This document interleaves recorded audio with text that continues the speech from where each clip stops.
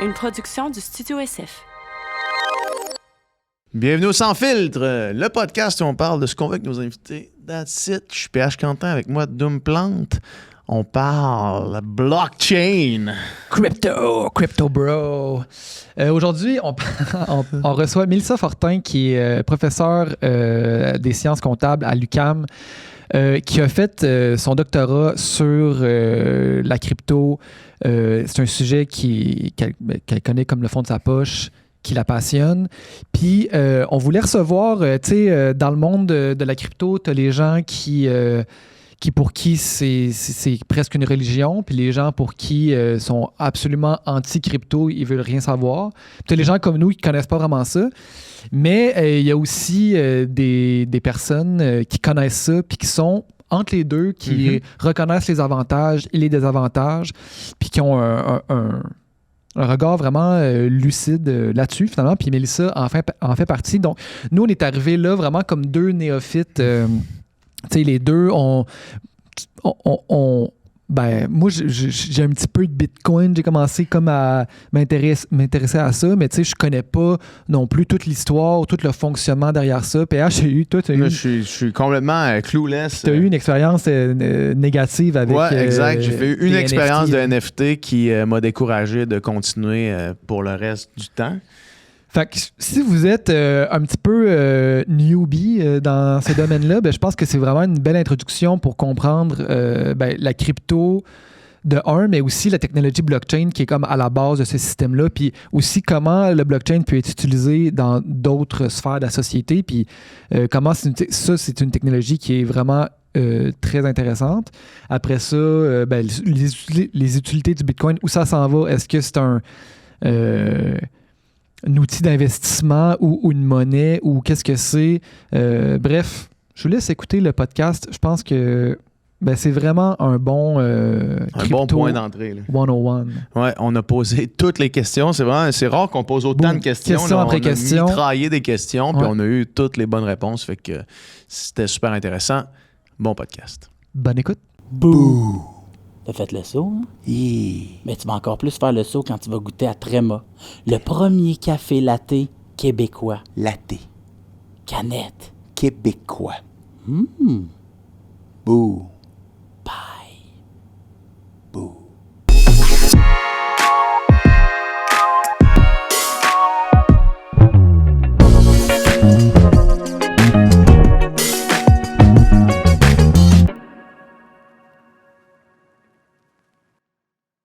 Bon, c'est parti. Yes. Merci beaucoup d'être là. Merci à vous de Un l'invitation. grand plaisir. C'est un sujet qu'on n'a jamais... On a des fois abordé vraiment de surface avec des invités que c'était pas leur champ d'expertise, mais là, de vraiment faire un épisode dédié au blockchain puis à la crypto.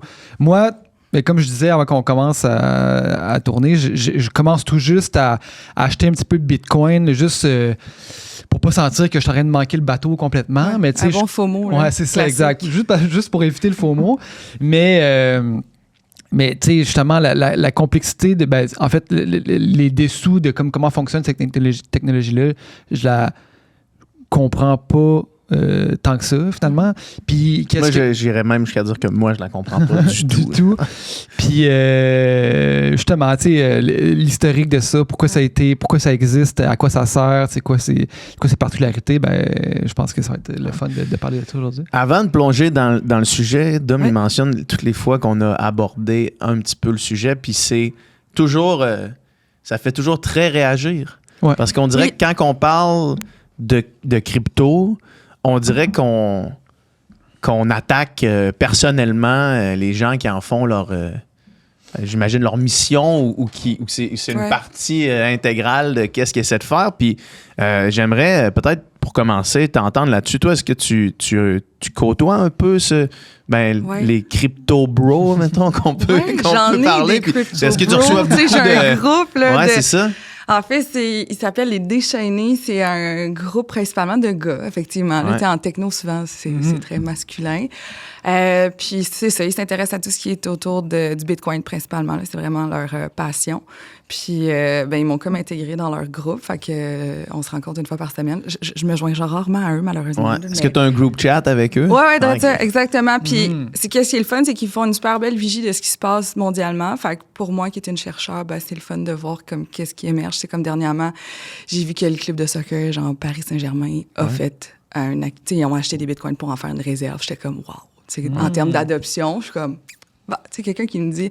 Parce que quand j'ai commencé à faire ma thèse, tout le monde me dit « ça va crasher, on n'en parlera plus après 2-3 ans. » Puis, c'est comme 15 ans plus tard, je suis comme « c'est encore là. » On dirait justement que moi, c'était un peu ce qui me... puis tu sais, je connais pas ça, comme je disais tout à l'heure, du tout. Mais on dirait que le fait que c'était comme pas backé par des institutions légitimes. Puis là, comme tu dis, Paris Saint-Germain, je veux dire, c'est...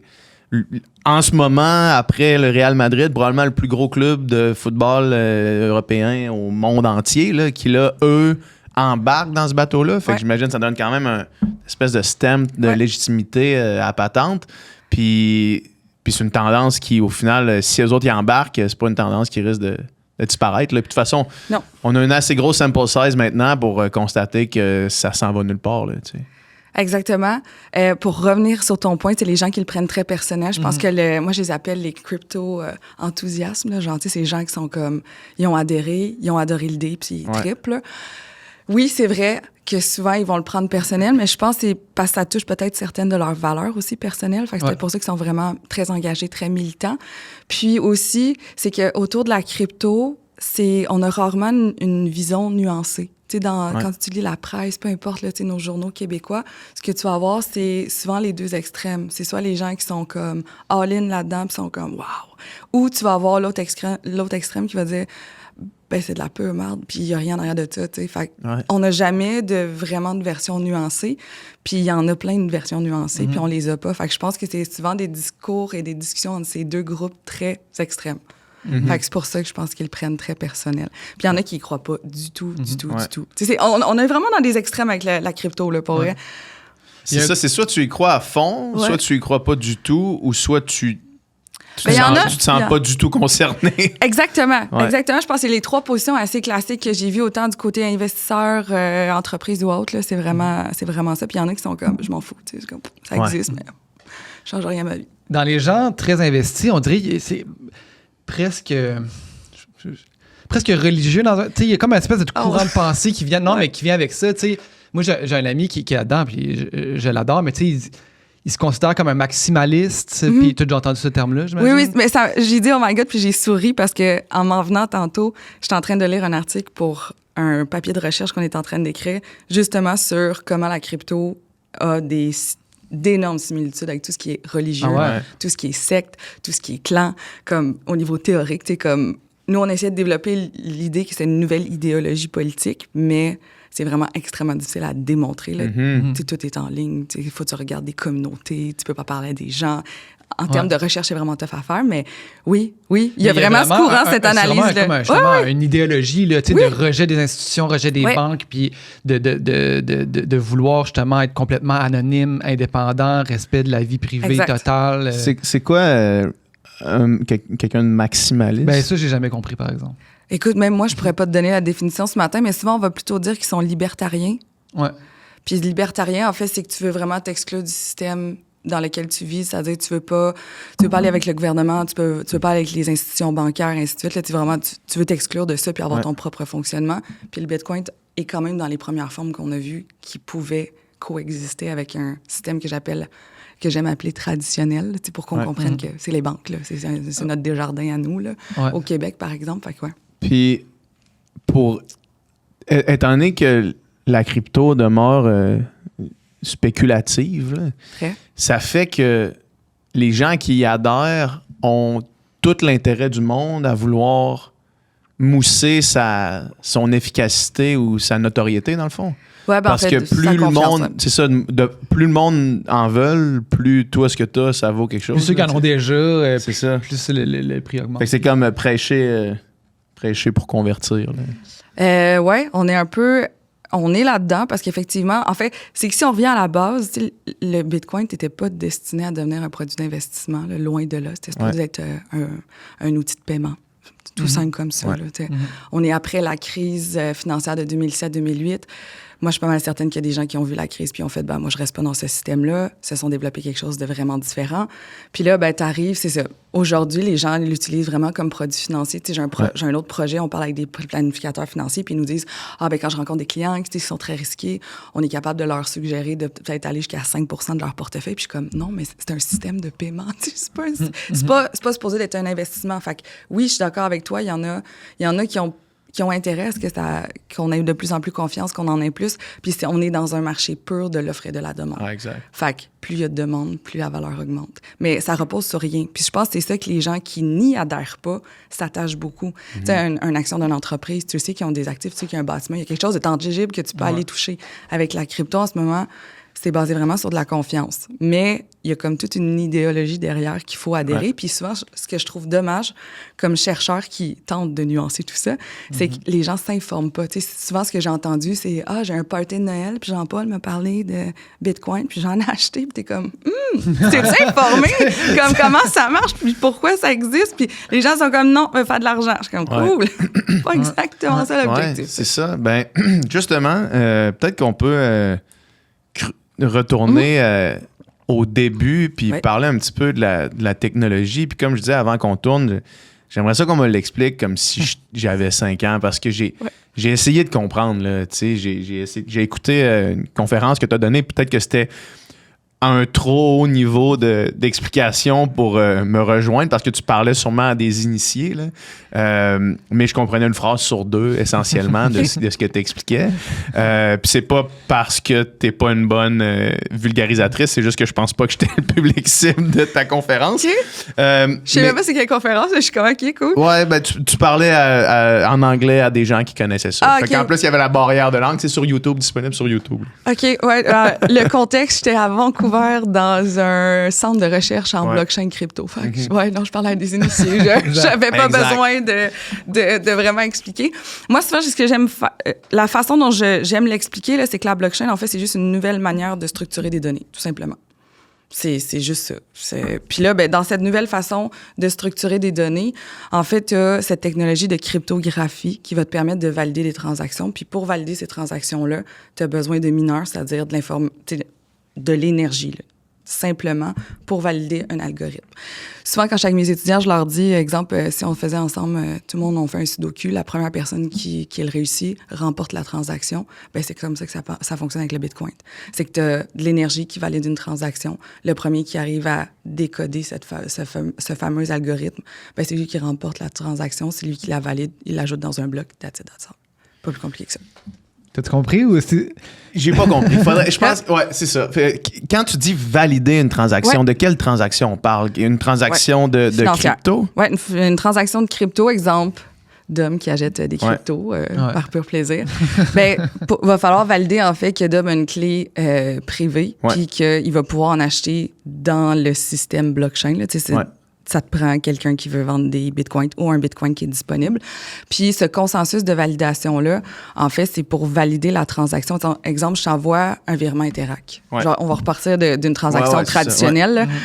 On a une transaction avec un virement Interac. Souvent, j'ai besoin de ton numéro de téléphone ou ton adresse courriel. Je te donne, il y a une question, je te donne le mot de passe, puis quand tu insères le mot de passe, tu vas pouvoir recevoir mon virement. Avec la crypto, c'est quasiment la même affaire. C'est juste que le processus de validation, c'est un algorithme. Puis ça prend de l'énergie pour valider cet algorithme-là. Pour confirmer que la transaction a eu lieu. Avec une clé publique et privée. Puis, dans le fond, là, je pense que la différence majeure entre le blockchain puis, mettons, un virement Interac, c'est que le virement Interac, il y a l'intermédiaire de la banque. Exactement. Il y a la banque qui vérifie, OK, est-ce que la personne a vraiment cet argent-là dans son compte? Exactement. Est-ce que l'autre personne est prête à recevoir? Bon compte, Puis là, bang, la transaction qui se fait. Tandis que le Bitcoin, c'est décentralisé. Le blockchain, c'est décentralisé. Donc, il n'y a pas une institution. Il n'y a aucun humain qui valide. Fait qu'on a remplacé le travail. On peut l'imaginer, là, mettons, on retourne 30 ans en arrière, là, le caissier qui valide qu'effectivement, tu as l'argent dans ton compte pour sortir cet argent-là. Mais là, cette validation-là, c'était fait par un algorithme. Fait que tout se passe sans intermédiaire. Fait que ça permet de faire une transaction d'un humain à un humain sans passer par aucune institution. C'est vraiment là l'innovation. Puis ça sert juste à confirmer des transactions de crypto ou Ça sert- initialement, ça servait Voilà. à confirmer les transactions d'argent aussi? C'était vraiment pour de la monnaie. C'est vraiment un système de paiement. Puis, je sais pas si vous avez déjà expérimenté ça, mais exemple, envoyer de l'argent à quelqu'un qui est en France, c'est Ouais. vraiment compliqué. Ouais. C'est long. Ouais. Là, avec des bitcoins, ben, tu passes pas par aucune institution, tu envoies un bitcoin. Là, j'ai envoyé un bitcoin aujourd'hui, c'est très C'est généreux, impossible, là, mais Ouais, c'est 150 000 schlack. Mais, admettons, je sais pas, t'envoies 1000 pièces à quelqu'un, peu importe. Ben, quand tu vas l'envoyer, ça va prendre maximum 1 heure. La transaction est validée. Ça te prend juste la clé ça te prend juste le code, si tu veux, de l'autre personne de l'autre côté, à l'autre bout du monde. Fait que ça, c'était magnifique. Il y a d'autres côtés plus négatifs, là, mais ça, c'était vraiment ça l'idée de l'amener international. C'était vraiment de ne plus avoir ces institutions-là. Puis le plus gros problème qui tentait de régler, qui n'avait pas été réglé précédemment, c'est que si j'envoie, exemple, un token, j'envoie une transaction dans le système, est-ce que je peux la doubler? Puis avant que la première soit validée, est-ce que je peux faire valider ma deuxième? Puis là, je dédouble. Fait que en fait, ça, il appelle le tout, là, je vais vous le traduire, une traduction vraiment dégueulasse. Mais c'est le problème de double dépense. Mais c'est vraiment la duplication d'un jeton. Ça, c'est la plus grosse problématique quand on est avec des trucs numériques. Puis le Bitcoin, c'est assuré avec le fameux consensus que je vous expliquais avec les algorithmes et tout. Ça permet de ne pas dédoubler une transaction. Fait que c'est la beauté de la chose. Okay. Fait que c'est là, où, encore une fois, qu'on innove dans le temps. Parce que la cryptographie, ça fait longtemps que ça existe. C'était utilisé dans le temps de la guerre pour passer des messages. Là. Fait que c'est aussi simple que ça. Et, pourquoi est-ce que cette application-là, qui effectivement paraît très efficace et nécessaire, dans le sens pour pouvoir envoyer des fonds internationaux, s'il y avait une plateforme qui permet de ne pas devoir faire un transfert Zwift, puis là, risquer de perdre ton argent parce que tu as fait une erreur dans le numéro de compte qui s'en va à l'autre bord, de pouvoir juste acheter ou transformer ton argent en token puis l'envoyer à quelqu'un d'autre. Pourquoi est-ce que cette application-là n'est pas répandue en ce moment? Puis pourquoi est-ce que le crypto, à place de rester cette affaire-là qui avait comme but de faciliter les transactions, c'est devenu un outil de spéculation, en fait? Qu'est-ce qui s'est passé à travers ça? Plein de choses. Je reviens en arrière parce que moi, c'est ma transaction préférée, la première. Eh oui. Il y a quelqu'un en Floride en 2010. Le patient zéro, là. Ouais, le patient zéro, exactement. Il a été chez Papa John's, il a acheté 2 PIDs. Ça, il a coûté une affaire comme 30 bitcoins, puis that's it. 10 bitcoins, je pense qu'il a envoyé. 10 bitcoins, c'est 10 bitcoins, puis voilà, aïe, c'est aïe. La première transaction. La personne a acheté de la pizza. Je suis comme, wow! Puis eux autres, ils ont accepté les bitcoins comme méthode de paiement. Exactement. Ils ont fait, OK. Moi, je dis toujours, je sais pas, j'ai jamais été voir les états financiers de Papa John's, mais j'espère qu'ils ont gardé. Ben oui. La personne qui a acheté ses pizzas aussi aurait préféré les garder probablement aujourd'hui. Probablement, cette personne-là, cette soirée-là, aurait peut-être dû manger autre chose que de la pizza. Si elle paye avec 10 bitcoins, il devait avoir une couple d'autres bitcoins dans le portefeuille. Ouais, j'imagine. Ouais. Mais tu sais, comme toute innovation technologique, c'est rare que la raison pour laquelle tu le crées, c'est comme ça que tu l'utilises à la fin. Tu sais, tout ce modèle, tout change. Puis dans ce cas-ci, en fait, en termes de paiement, au niveau de tout ce qui est réglementation dans les autres pays et ainsi de suite, c'est pas nécessairement accepté. Fait que si t'as pas ça, ben c'est sûr que tu y trouves une autre utilité. Il n'y a pas beaucoup de commerce où je peux rentrer puis dire Non, je vais exact. payer en bitcoin. Exactement. Quand je faisais ma thèse, souvent, avec mon directeur de thèse, on en riait, puis je sais pas si ça va arriver un jour, mais on se disait, la journée qu'on va payer nos taxes municipales en bitcoin puis en crypto, on va se dire qu'en termes d'adoption, on est à fond. On est encore dans une phase d'adoption assez, quand même lente. Là. Pour une nouvelle technologie, c'est quand même très lent quand tu compares à d'autres technologies. Exemple, l'IA, ça a pris du temps. Là, ça a pris du temps avant que ça soit utilisable, mais là, depuis 1 an, c'est comme le mot sur les lèvres de tout le monde. Puis, après ça, justement, pourquoi ça n'a pas continué à être des transactions comme ça? Ben comme c'est malheureux, mais comme toute nouvelle technologie, clairement, il y en a qui en ont fait une utilisation peu recommandable. Fait qu'on on tombe dans tout ce qui est fraude. Il y a eu beaucoup de crimes qui ont utilisé du Bitcoin, tout ce qui est vente d'armes, alcool, drogue, prostitution, name it. Fait que puis, malheureusement, c'est ça qu'on a beaucoup publicisé. Quand tu regardes dans les journaux, là, ce qu'on nous passe, c'est à chaque fois, c'est des fraudes de crypto. Là. C'est rare qu'on a fait le Bitcoin t'a fait un bon coup. Il est arrivé comme quelqu'un l'a utilisé, l'a institutionnalisé, l'a adopté, peu importe. Et de plus en dans les dernières années, on commence un peu à en parler de cette façon-là, mais de façon générale, avant ça, c'était toujours très, très, très négatif. Il y a des entreprises qui utilisent la blockchain pour d'autres raisons. C'est pas juste la crypto, là, je suis certaine qu'on va en parler plus tard. Puis ces entreprises-là n'osent même pas dire qu'ils utilisent la blockchain tellement le terme est associé à quelque chose de très péjoratif. Parce que, dans le fond, l'avantage de cette technologie-là, c'est que toutes les transactions sont anonymes. Fait que moi, si j'achète un Bitcoin ou quoi, n'importe quelle transaction que je fais, personne qui le sait à part moi, là, tu sais. Ish, OK. Ouais. Mais c'est quoi la nuance que tu apporterais à ça? En fait, c'est que la partie souvent que je pense qui n'est pas comprise, c'est que c'est comme si on avait un gros registre comptable, puis toutes les transactions sont disponibles à tous. Fait Tout le monde peut les regarder. C'est comme si je prenais ton relevé bancaire, je le rendais disponible à tous, mais on ne sait pas que c'est le tien. Ouais. Fait qu'il y a quand même des logiciels qui ont été créés pour justement retracer. Tu sais, exemple, je sais pas, je réussis à avoir une de tes clés ou je sais pas, je t'arrête parce que tu devais pas, je sais pas, tu as fait une transaction illégale avec du Bitcoin. Il y a des entreprises qui spécialisent pour justement retracer toutes ces transactions-là. Fait que si tu réussis à identifier quelqu'un dans la chaîne, mettons toi, ben après ça, je peux aller revoir toutes tes transactions. Puis tu sais, j'entends des phrases des fois qui sont très frustrantes. Tu sais, exemple, moi, j'ai eu des Bitcoins, j'ai fait un gros gain, je vais jamais le déclarer. Mais je suis comme, c'est la pire chose au monde. C'est comme, toutes les transactions sont disponibles. Ouais. Dès l'instant qu'on va te demander une clé de ton portefeuille terminée, comme, on va tout retracer. Fait que les gens pensent que c'est illégal, que c'est pas bon, ainsi de suite, mais à l'inverse, comme, c'est super transparent. Mais ça, quand tu t'intéresses pas à comment fonctionne la technologie, ben tu le saisis pas nécessairement. Okay. Mais fait que les gens qui ont utilisé le Bitcoin à des fins criminelles, justement, pensaient qu'ils faisaient ça dans la pure anonymité, mais dans le fond, c'était pas nécessairement le cas. C'est pas nécessairement le cas, c'est pseudo-anonyme. Tu sais, je me rappelle dans une rencontre, dans un contexte que je peux plus ou moins vous dévoiler, mais on pouvait quand même cibler entre quelle et quelle rue à Montréal cette transaction-là avait eu lieu. Là. Fait que c'est pseudonyme. C'est pas parfait. Ouais. Par contre, dans ces blocs-là, je sais pas qui l'a fait, là, par exemple. Fait que de plus en plus, tu as des gens qui ont développé des applications qui viennent brouiller justement ces pistes-là pour être sûr que ça reste 100% anonyme. Puis il y en a d'autres qui travaillent à l'inverse, qui essayent de démontrer ces transactions-là. Puis dernièrement, je pense qu'en Ontario, ils ont fait un cas justement avec de la crypto, puis la preuve a été acceptée. Le retraçage que je vous disais il y a 2 secondes, là, ben ça a été démontré en preuve. Pour de l'achat d'armes. Ah ouais? Ouais. Tu donnes l'exemple de la personne qui se dit j'ai fait une vente de crypto, j'ai fait une passe de cash, puis je ne vais pas la déclarer. Là. Ouais. Historiquement, Revenu Québec et l'Agence de revenus du Canada ne sont pas les plus rapides à suivre les nouvelles tendances ou les nouvelles technologies. Mettons, je peux juste penser à la création de contenu, puis à quel point ça a été long avant qu'ils resserrent la vis aux créateurs de contenu puis aux influenceurs, si on veut, là, pour utiliser cet exemple-là.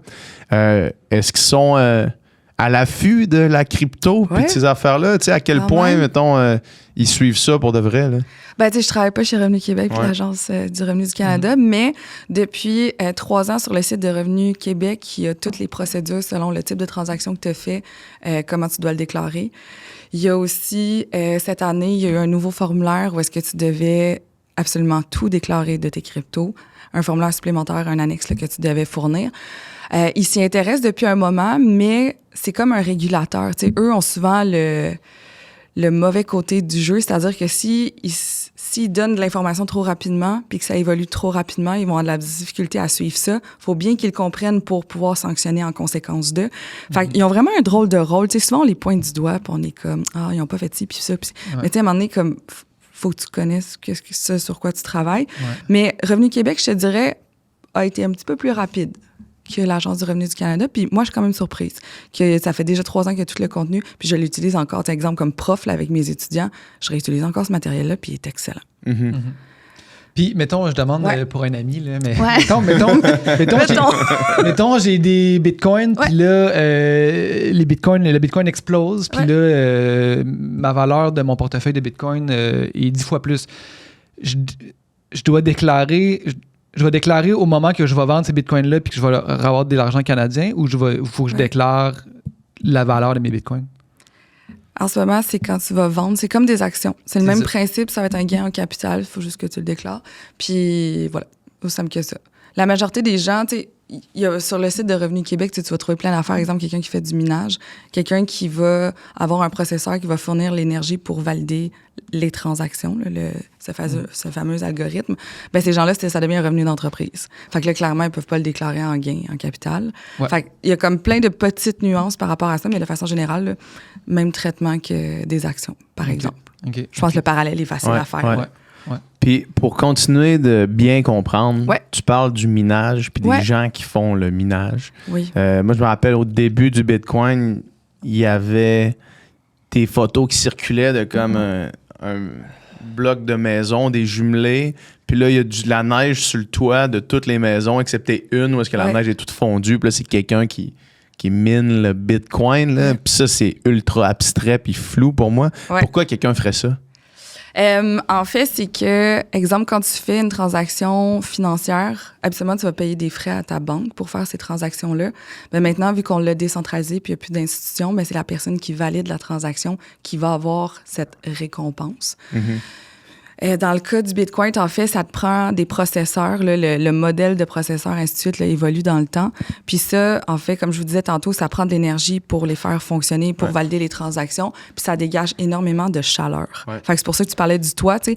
Puis souvent, au début, je regardais, tu sais, moi, je comprenais pas pourquoi souvent les fermes de minage de crypto étaient tout le temps à côté des entreprises qui faisaient de la culture de cannabis. J'étais comme, pourquoi? C'est-tu la drogue? Tu essaies de faire des associations. Puis en fait, c'est juste une synergie de chaleur, tout simplement. Ils utilisent la chaleur. Ils utilisent la chaleur. Puis au Québec, on n'en a pas beaucoup entendu parler, mais il y a des églises en ce moment qui, dans leur sous-sol, ont des mini-fermes de Moi, je connais minage. un gars qui fait exactement ça. Puis ça chauffe chauffe son l'église. église. Exactement. Transformer une église en studio Ouais. qui chauffe avec des serveurs de Bitcoin. Exactement. dans tout ça, ouais. Puis ça fonctionne, puis ça leur permet d'économiser énormément de coûts de ce côté-là. Parce que dans le fond, c'est l'énergie que tu utiliserais pour chauffer de toute façon. Fait que là, ben, tu dis, en plus, je suis comme récompensé en ayant Ouais. des... Exactement. des- Fait que là, par exemple, je te donne un exemple concret, mais c'est pas comme ça que ça se passe en ce moment. Ça sera pas ces montants-là. En fait, exemple, je sais pas, je t'envoie 1 000 pour valider la transaction. On a Dom qui est là avec son processeur, il valide la transaction, puis on lui donne 1 Bitcoin. Voilà, fin de l'histoire. Fait que d'avoir cette récompense-là te donne le goût de valider des transactions parce que tu as de l'argent qui rentre. Puis là, après ça, on tombe dans plein d'analyses de rentabilité, à savoir, selon la valeur du Bitcoin, est-ce que, en termes de coût d'énergie, le coût de mon processeur, et ainsi de suite, c'est-tu rentable ou Ouais. pas? Parce que est-ce que c'est comme un peu un rat race de qui va arriver en premier pour valider la transaction? C'est exactement ça. Fait- C'est ça mon sudoku de tantôt. C'est ça. Fait qu'il faut que tu restes comme. Comment tu fais pour être le premier? Comme la puissance de tes processeurs? Si tu Le nombre de parles- processeurs que tu as, la puissance, le nombre de transactions que tu as validées, il y a comme un paquet d'éléments là, Fait que qui tu peux rentrent. ça peut pas juste être du income passif que tu as dans le sous-sol de ton église. Il faut que tu t'en Ah, tu occupes. peux. Il faut que tu. Même pas. Non, c'est le processeur qui fait toute la job. Fait que tu peux le laisser rouler, puis à un moment donné, t'en attrapes une, tu sais, tout simplement. Puis, dans le fond, c'est quand t'en attrapes une que t'es Ouais. récompensé ou t'es Ouais. récompensé juste Quand t'en attrapes une. quand t'en attrapes une? Oui, Ok. c'est là, quand tu valides la transaction, c'est là que. Puis c'est selon la disponibilité des transactions. Selon le nombre de transactions, la disponibilité des mineurs sur le réseau. Ben, c'est Ouais. Fait que si mon Ça ordi, il n'arrache puis il est pas vite, là, Ouais, puis ça se peut que t'en aies j'en ai pas jamais, beaucoup. ben là, je serais pas récompensé. Exactement. OK. Est-ce Puis- qu'on sait. Excuse-moi, vas-y. En fait, bizarrement, au Québec, tu sais, dans les périodes de grand froid, souvent ceux qui minent réduisent parce que le coût de l'électricité est trop élevé. Mhm. Tu sais, dans les périodes de souvent, je sais pas si vous avez vu ça, là, Les entre 6 et pics 9 de heures. froid, là, Les ouais. pics de froid, exactement. Souvent, ces gens-là, comme, ils peuvent fermer leur système temporairement parce que ça coûte trop cher. Ouais. Mhm. Bizarrement. Mhm. On a de la belle électricité Ouais. verte, là, je la mets entre guillemets. Mais ils demandent Ouais. de Parce prendre que- des douches froides là, en hiver parce que C'est ça. on dépense trop d'énergie là, pendant une période de temps. Mais est-ce qu'on sait un ordre de magnitude de combien de transactions sur le blockchain se font ou se font valider à l'heure, mettons? Ah mon Dieu, vous pourriez aller voir directement. On le sait. Oui, il y a un site que tu peux aller voir, là, tu vois toutes les transactions qui se minent puis qui Je vois s'ajoutent le au registre bloc. au complet. Oui, c'est ça, c'est ce qui est magnifique. Moi, c'est comme comptable qui aime les registres comptables. Tu sais, moi, ça me fait triper là, de savoir que le registre du Bitcoin est disponible à tout le monde, partout dans le monde, puis tu n'as même pas besoin d'en posséder pour le voir. Je trouve ça quand même nice. Mais c'est Ouais. abstrait. Ouais. Puis c'est quoi l'ordre de grandeur, à peu près? Très bonne question. OK. Pour de vrai, j'ai pas regardé dernièrement. Quand je faisais ma thèse, là, ça pouvait être une centaine de milliers de transactions, mais Dernièrement, j'ai pas regardé. Ça se peut que ce soit des millions de transactions Ouais. à toutes les heures. Ça se peut que ça soit juste... Je pense pas que ce soit 3 transactions. Ça, c'est sûr, je mais comprends. en millions, en ce moment, je Ouais. peux pas t'aiguiller sur cette Je comprends. partie-là. Fait que pour revenir Ouais. au minage, Je dans reste le fond, là, quand même une comptable, tu sais. tu sais, dans le fond, tu sais, mettons les Google Drive, là, tout ça, tu sais, mettons Ouais. les clouds, eux autres, mais là, ils vont construire des centres de données où est-ce que là, toutes ces transactions-là, toutes ces données-là sont stockées. Dans le fond, Ouais. le Bitcoin, c'est un peu ça, mais décentralisé. C'est que tout le monde en a Exactement. un peu partout dans le monde, chez eux. Ou, Ouais. Ben, souvent, j'aime ça donner cet exemple-là pour comprendre la blockchain. Tu sais, souvent, c'est comme un gros Google Drive que tu donnerais accès. Tu sais, il y a plusieurs façons que tu peux donner accès à une blockchain selon l'utilisation que tu veux en faire. Quand on parle de crypto, on est dans une décentralisation la plus élevée qu'on a vue en termes d'application jusqu'à maintenant. Puis n'importe qui peut avoir accès. Fait que c'est comme si ça avait un Google Drive, puis tout le monde peut avoir accès à des documents. Tout C'est simplement. Alors qu'il y ça a d'autres... appartient à personne. Le centre de données appartient à personne, appartient à tout le monde qui l'utilise. À tout le monde, pas à personne en même temps. Tu sais. Alors que de l'autre côté, tu as des blockchains qui vont servir à des problématiques d'entreprise où est-ce que tu veux pas que tout le monde ait accès à ta documentation. Fait que tu peux leur donner un accès, puis là, ben, tu peux partager entièrement, partiellement cette information-là. Puis ces applications-là, malheureusement, on n'en parle nulle part. Ni des journaux. Il y a personne qui s'intéresse à ça, puis pourtant, à mon humble avis, c'est là que ça se passe, plus que les cryptos. Mais bon. Ah ouais, hein? Ouais. Mais on y reviendra. Ben mais oui, avec plaisir. Pour revenir à... Tu sais, dans le fond, tu dis... Je commence à mieux comprendre. Ouais. Ah oui? Depuis tantôt, on fait garoche juste des garocher des toutes les questions. Là. Ah, ça va, qui ça nous va. passe par la tête. Ben, là, je vous dis quand mes connaissances sont Ouais, tout se à fait. limitent, là, parce Mais que... je commence à vraiment mieux comprendre. là. Puis toi, dans le fond, c'est ça, Ouais. tu t'es intéressé à ça au tout début, là, dans le fond, parce que tu dis, c'était il y a 15 ans, tu as commencé à étudier ça, c'est ça? Non, pas Non, pas ok. Parce 15 que ça existe depuis ça, 15 ans à peu près. À peu c'est près, ça? oui. En fait, ça a commencé à avoir un taux d'adoption un peu plus élevé autour de 2016-2017. OK. Quand on a commencé à avoir une deuxième vague avec tout ce qui était Ethereum, contrat intelligent, machin, ça a commencé à prendre un peu de vitesse. Puis, en fait, quand j'ai commencé ma thèse de doctorat, je suis arrivée j'avais 2 directeurs de thèse. Il y en a un qui voulait que j'aille en gouvernance d'organismes à but non lucratif, qui est aussi une passion. Là. Je suis en pleine conseil d'administration, j'adore ça. Puis j'avais un autre de mes directeurs qui a eu un contrat avec une grande institution. Puis il m'a dit, on pourrait regarder ça, les cryptos. Puis là, il fallait que je décide un peu sur quoi j'allais travailler. Puis à cette époque-là, tu sais, on est début 2018. OK. Il y a pas grand-chose, là. Tu sais, pour te former, comprendre, ainsi de suite, là. J'en Il y ai a pas si regardé, longtemps, là, j'en ai regardé des sept- YouTube, puis six, j'en ai ben lu oui, des c'est ça. documents étranges. Là. Ouais, Ouais. c'est ça. Mais là. j'avais pas le choix parce que c'est juste ça que j'avais accès. Ouais. Puis après ça, Plein tu de sais, gars c'est au pas... Pakistan qui font des vidéos YouTube qui t'expliquent comment ça fonctionne. Ouais, ben à l'époque, ouais. C'était quand même pas parfait. Ouais. Puis à force de le suivre, puis de voir l'évolution, tu comprends mieux. Mais moi aussi, au début, là, ça m'a pris un bon un mois avant de comme pouvoir expliquer ça à quelqu'un. Ça m'a pris un moment avant de digérer. Puis ce que j'avais fait, c'est que j'avais demandé à quelqu'un que je savais qui en possédait, j'ai dit, montre-moi comment faire une transaction. Tant que je verrai pas de façon tangible comment tu as fait cette transaction-là, je ne comprendrai pas. Ouais. Ouais. Parce que ça a évolué, ça aussi, parce que Ouais.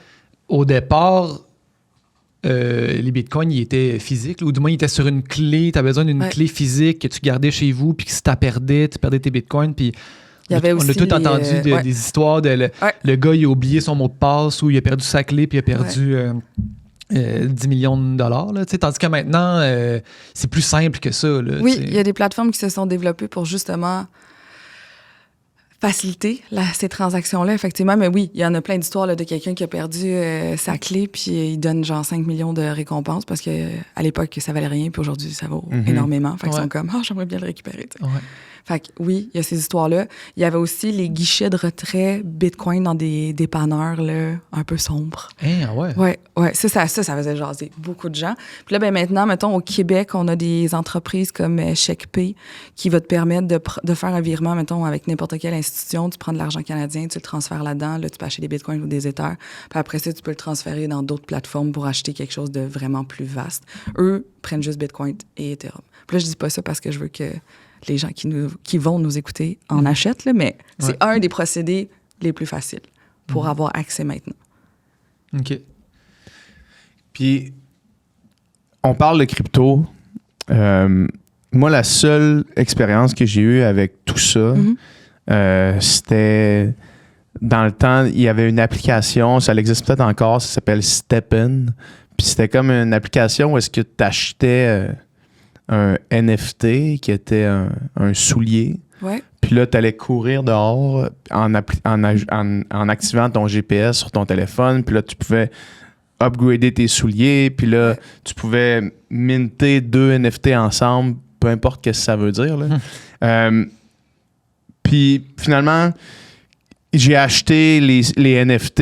Je suis rentré un peu. La gate d'entrée dans l'application, c'était comme ça coûtait 1000$ pour ton premier soulier. C'était l'équivalent de 1000$ pour le premier NFT. Okay. Puis T'avais ta paire de chaussures qui venait avec, là? Non, c'était un NFT. Okay. C'était juste un NFT. Okay. Tu courais avec. Parle de souliers virtuels. Une paire de souliers virtuels, dans le fond. Okay. Fait que là, tu courais. Les œuvres d'art, je comprends, mais là, ça, Moi, il y a quelqu'un qui m'avait dit, hey man, tu cours tellement, parce que moi, dans la vie, je cours beaucoup. Il m'a dit, tu cours tellement, tu vas faire de l'argent avec ça. Puis c'est la seule fois que je me suis dit, oui, OK, t'as raison. Puis j'ai mis 1000$ de mon cash là-dedans. Pour que finalement, 3 mois après que j'avais mis 1000$, le soulier que j'avais upgradé, que j'avais pris du temps à courir, 3 mois plus tard, valait genre 15$. Puis aujourd'hui, ça vaut plus rien. C'est sûr. Puis, fait que moi, après ça, je me suis dit, c'est la pire shit au monde, là. Comme, c'est quoi cette histoire-là? Genre, j'ai mis de l'argent, puis ça a juste disparu. Tout ça pour dire que, au-delà de la crypto, quelles sont les autres applications du blockchain, puis où est-ce que les NFT, puis les faces de singes qu'on a vues, viennent en place, puis où est-ce que c'est rendu maintenant? Parce que je vois plus beaucoup de faces de singes là, maintenant. Non, effectivement. Ça s'est beaucoup développé dans l'art, tu sais, d'avoir accès à de l'art numérique. Je pense qu'il aurait été une super belle solution. Je pense que ça aurait pu être quelque chose de très intéressant pour ce secteur-là de façon générale. Mais en même temps, quand tu achètes une œuvre d'art, habituellement, c'est parce que tu veux la voir. Consommer, oui. Oui, c'est ça. Tu veux la consommer tous les jours, exemple, dans ta maison. Ouais. Là, tu l'as de façon numérique. Dans fait que pour moi, je trouve que tu perds un peu l'essence de l'œuvre d'art. Exact, parce que, mettons, moi, c'est ça que je me disais quand j'ai entendu parler de ça la première fois, les Ape... les Bored Ape, là, tu sais. La personne qui possède le Bored Ape, Elle fait quoi avec? Ce qu'il possède, c'est exactement la même chose que moi qui fais un screenshot de mon cell du Bored Ape. Ouais. Il y a le vrai. Il y a le vrai, mais moi, j'ai la même chose. C'est la même affaire. Ouais. Fait qu'il n'y a pas d'application au-delà de juste, encore une fois, de la spéculation parce que j'ai son œuvre d'art. Mais quelqu'un pourrait dire, moi, j'ai un Picasso chez nous, mais c'est une réplique versus quelqu'un qui a le vrai Picasso. Mais moi, il est aussi beau, mon Picasso. La réplique. Peut-être mauvais exemple, là, Picasso, mais ma réplique est aussi belle que le vrai. T'sais. Oui, sauf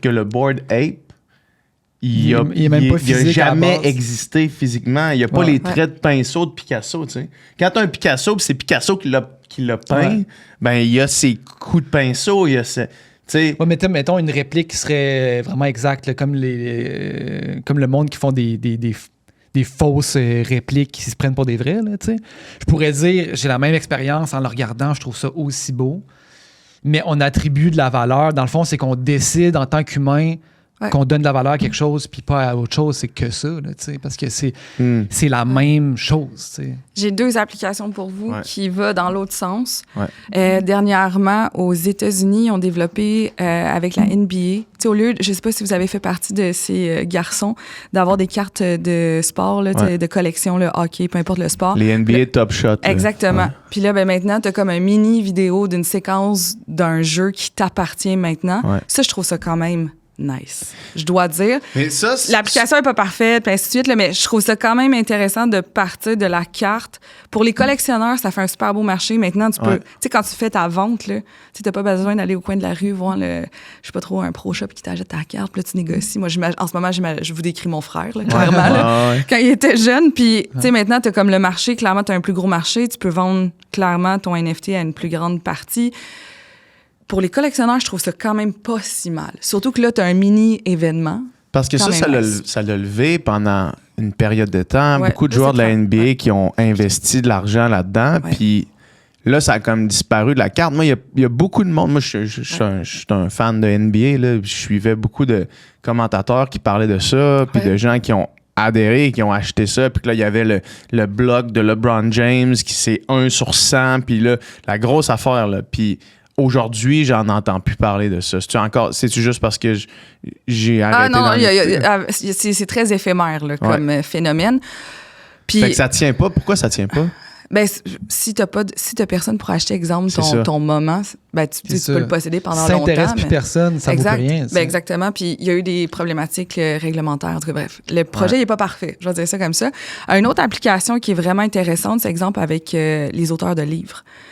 Il y en a qui vont mettre leur livre sur un token qu'ils peuvent partager, fait que tu l'achètes. Puis quand tu vas venir pour le revendre, vu qu'il est sur un token, ben tu vas être obligé de repayer pour revendre. T'sais, exemple, j'ai un livre papier, ben je peux te le passer, tu le payes pas, je le reprends. Mais là, dans le cas d'un livre numérique, ça te permet de valider certaines étapes. Toute la gestion aussi des droits d'auteur. Si tu le mets sur une plateforme, t'as pas de... Je sais pas, si tu le mets pas sur Amazon, ben tu vas pas payer les mêmes frais. Il y a des musique qui est... Tout ce qui est livre, là, je t'avoue qu'il y a quand même des applications qui peuvent être super intéressantes avec des NFT. Puis musique, ouais. Exemple, tu crées une chanson, ben tu la mets sur, Apple, je suis pas certaine qu'ils prennent des NFT, là, mais bref, tu le mets sur une plateforme, les gens l'achètent, ben toi, tu reçois l'argent de ton œuvre d'art ou de ta musique ou de ta pièce, peu importe. Puis t'as pas besoin de payer quelqu'un qui va gérer toute la publicité, ainsi de suite. Ces plateformes-là, ça coûte pas cher à rouler versus un Amazon, un Apple Music, peu importe la plateforme. Fait que ce qu'on voit, là, c'est que les frais diminuent énormément. Fait que, en fait, l'artiste a plus d'argent, veut pas. Puis après ça, ben, tu payes ta plateforme puis that's it. Okay. Fait que dans ce cas-là, ça peut être intéressant. Au lieu de juste vendre ma toune comme un fichier que tu achètes, tu downloads, puis après ça, tu fais ce que tu veux avec le fichier. Le fichier pourrait être un token sur le blockchain. Puis là, je pourrais retracer... Puis les gens qui en achètent le savent pas, là. Tu comprends? C'est rare qu'ils vont dire « Hey, t'as un NFT avec une blockchain ou t'as acheté le tout avec de la blockchain. » Ces plateformes-là en parlent même pas. OK. Fait que, dans le fond, j'ai peut-être déjà acheté des NFT sans le savoir. Je sais pas. En fait, le NFT, c'est parce que la caractéristique d'un NFT, habituellement, c'est que... La caractéristique, c'est parce que t'en as un, puis il est unique. Alors que là, dans le cas de la musique, ils utilisent la technologie blockchain et le token, mais je pense pas que ce soit des NFT. Ça répond pas à la définition d'un NFT, mais tout comme. OK. Parce que j'avais déjà vu quelqu'un qui avait fait ça, qui avait fait une toune, puis là, la toune, c'était un NFT, ou du moins, c'était sur le blockchain. Je pouvais écouter la toune, mais je pouvais aussi être celui à qui appartient la toune. Puis il y en a... C'était quoi? Je suis curieuse, moi aussi, je suis comme, c'est quoi la toune? Ben, si ma mémoire est bonne, c'est un gars au Québec qui s'appelle Joël Martel, qui est comme un peu humoriste, qui fait affaire un peu drôle, weird de même, puis lui, il avait fait ça. Puis elle est à qui maintenant? Je sais pas. Je sais pas. Là, tu viens de piquer ma curiosité, c'est ça? Mais il faudrait aller revérifier cette information-là. Mais il me semble que j'avais vu ça, puis j'avais fait, intéressant. Mais tu penses-tu, mettons Ariane, là. Ariane Rodum, il joue de la musique avec une artiste qui s'appelle Ariane Roy. Mettons qu'elle décide de faire une tune unique, puis qu'elle la vend au plus haut bidder. Là. Elle dit là, ça c'est la tune, là, ça c'est une tune, puis là, il y a juste une personne à qui cette tune-là va appartenir. Moi, je pense que les enchères peuvent monter vite. Oui, là. sauf que, tu sais, il y aurait quand même moyen de faire des répliques de ça puis que le monde puisse entendre la tune pareil. Si c'était impossible, ben tu sais, j'ai l'impression, là, tu sais, mettons juste de... Ah ben c'est ça que tu peux l'enregistrer puis mettre sur un autre fichier, puis là, c'est parti après. Si c'était impossible puis que là, c'était vraiment juste une personne. Mais il y a peut-être quand même du monde pour qui le thrill ou justement l'espèce d'esprit de collectionneur de, ben, moi, j'ai l'original de cette tune-là, il m'appartient, mettons, tu sais. Puis vu, à cause de la technologie, tu sais que ça vient de, mettons, Ariane. Tu vas pouvoir le prouver. Fait que là, quelqu'un pourra, tu sais, exemple, quelqu'un qui voudrait l'acheter plus tard en disant « Moi, j'ai trippé toute ma vie sur Ariane. Je veux sa toune, je te la jette. » Ben, tu vas être capable de le démontrer. Versus les collectionneurs, tu sais, des fois, ils t'amènent des trucs, puis t'es comme « Comment sais-je que c'est vrai? » Comment prouver que la peinture, c'est pas une réplique, puis c'est la vraie? Tu sais, dans l'industrie de tout ce qui est diamant et autres, là, tout ce qui est beaucoup de valeur, ils essaient de, justement, aller vers ça, là. Cette technologie-là. J'ai vu quelque chose passer, puis je sais pas... Excuse-moi, qu'est-ce que tu veux dire? Dans les diamants, ils essaient d'aller vers cette technologie-là pour être capable de retracer la véricité et la source du diamant. Là, je connais pas bien l'industrie des diamants. Fait que je sais pas dans quelle région ils sont mieux que d'autres. Fait que mes connaissances sont limitées dans le diamant. Mais selon la région, le diamant n'aura pas la même valeur. Puis selon les cristaux, puis le reflet, puis machin. Bref, il y a plein de caractéristiques. Puis la blockchain... te permet d'avoir ce certificat-là, puis après ça, tu peux retracer aussi qui l'a possédé, et ainsi de suite. OK. Fait qu'il y a des trucs Fait que vraiment... tu peux Il y a des super associer- belles applications. Tu peux associer la blockchain à quelque chose de physique. Oui, Dans le sens que là, mettons, le diamant, tu il digitalises va avoir de un certaines code façons. blockchain, puis là, quand je le vends, ben là, c'est comme ce certificat-là blockchain qui m'assure que Ouais. c'est vrai, vraiment C'est le juste vrai ton diamant. certificat sera jamais papier, tu sais. Ça Ouais. va être sur une application, ça va être sur ton cell, peu importe. Mais oui, exactement. Puis OK. ça, je trouve que... Ben là, ça, c'est quand même Ça, intéressant parce oui. que là, c'est pas juste dans le monde immatériel. là. Exact. Puis dans le monde immobilier, il y a cette idée d'aller sur, tu sais, d'exemple, donner un token pour chaque bâtiment. Puis là, tout ce qui se passe du côté des notaires, la vente de bâtiments, ainsi de suite, que tout ça s'en aille sur un registre blockchain pour avoir cette transparence-là des transactions, entre autres. OK. Puis, là, je À chaque reviens... fois que je vous pitche des trucs, Ouais. je vois les deux comme... Ah! Non, mais c'est parfait. Dans le fond, c'est Ouais, c'est exact. exactement ce qu'on... Est-ce qu'on voulait? qu'on voulait, puis on aurait une conversation autour d'une bière dans un bar, puis ça serait probablement exactement la même chose. Tu nous comme- trouverais peut-être, autour d'une bière dans un bar, tu nous trouverais Peut-être peut-être agro intense. en termes de Des questions. Puis vous, les Mais- gars, qu'est-ce qui se passe dans votre vie? Mais tu parlais plutôt de fraude, tu sais, qu'il y a eu des fraudes dans le monde du blockchain, du Bitcoin, ce qui fait que les gens sont plus frileux. Mais moi, j'ai aussi entendu d'un autre côté que c'est impossible à falsifier le blockchain, puis justement, ça assure l'authenticité de quelque chose. Mais comment que c'est possible? Comment que les deux sont possibles? Comment qu'il y a peut y avoir de la fraude quand c'est impossible à falsifier? En fait, les fraudes qu'il y a eu, je sais pas, tu sais, maintenant vous allez peut-être porter attention, mais ça n'a jamais été, j'avais un Bitcoin puis je me l'ai fait ou si c'est arrivé, c'est quand je me l'ai fait voler, cette personne-là avait pas, comme si on revient à notre exemple de tantôt, là, quelqu'un qui aurait comme gardé ça sur un cold wallet, là, tu sais, genre sur une clé extérieure à son ordinateur. Il n'y a jamais personne, tu peux te le faire voler physiquement, cette clé-là, mais sinon, il y a personne qui s'est fait voler ce Bitcoin-là sur cette clé-là. Ouais. Souvent, c'est tout le Ça, temps c'est jamais pareil. arrivé. Ça, c'est jamais arrivé. Où est-ce que ça va arriver? C'est quand tu as une plateforme d'échange. La plateforme d'échange, tu sais, c'est comme si tu avais un système qui est super bien fait, qui est décentralisé, blablabla. Puis après ça, ben, tu vas ajouter une petite patte, une plateforme pour transiger. Puis la plateforme, elle n'a pas les contrôles nécessaires.